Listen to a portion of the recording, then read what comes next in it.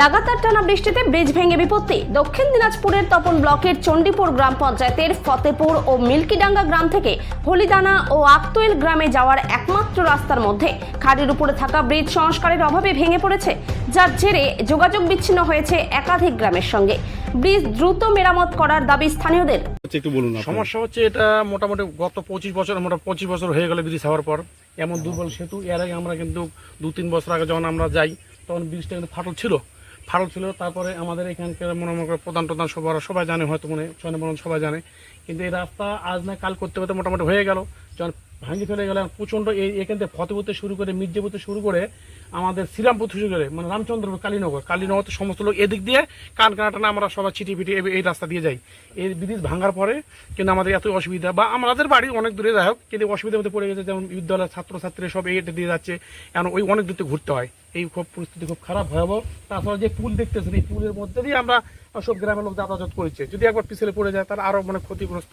তো যাই হোক, এইভাবে যাই হোক আমাদের এই ব্রিজটা যেন সুন্দরভাবে একদম পরিষ্কারভাবে যেন হয় জানে, সেটাই আমরা আরো। দীর্ঘদিনের ব্রিজ সংস্কার করা হয়নি বা ঠিকঠাক না ঠিক করা এবার রিপেয়ার করে ওইভাবে চলেছে, কিন্তু ব্রিজ সব দেখে গেছে, ইনকোয়ারি করে গেছে। শুনলাম আমি এই গ্রামে, আমরা তো যাচ্ছিলাম মনে করেন যে লস্কর দিকে যাবো আমরা, সেই রাস্তার পথে আমরা তো বাইক নিয়ে দাঁড়াই গেলাম। এখন যাওয়া তো বলছি না, আমরা ঘুরে এখন যেতে হবে।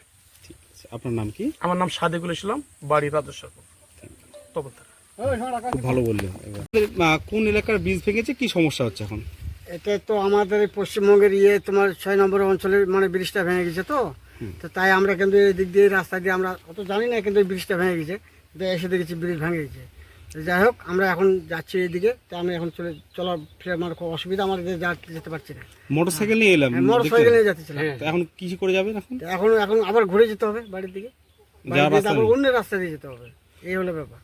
এই রাস্তাটা এই ব্রিজটা ভেঙে যাওয়ার ফলে মানে এখন কত লোকের সমস্যা হচ্ছে এই এলাকায়? বহুত লোক, প্রায় 1000-4-5 প্রতিদিন যাতায়াত করতে রাস্তায়। এখন আপনারা কি চাইছেন? চাইছি তাড়াতাড়ি যেন ব্রিজটা হয়ে যাক, হলে মানে সুবিধা হয়। খুব কষ্টের মধ্যেই আছে। আপনার নাম কি? আমার নাম ফজলু সরকার। ঠিক আছে। আর বলি, কোথায় যাচ্ছিলেন আপনারা? নালাগোলা যাচ্ছিলেন, তো কি দেখলেন এখানে? সে যেতে পারলেন না? ব্রিজটা ভাঙা আছে। তাহলে এখন যাবেন কোন দিকে? আবার ঘুরে? রুগী আছে শুনলাম,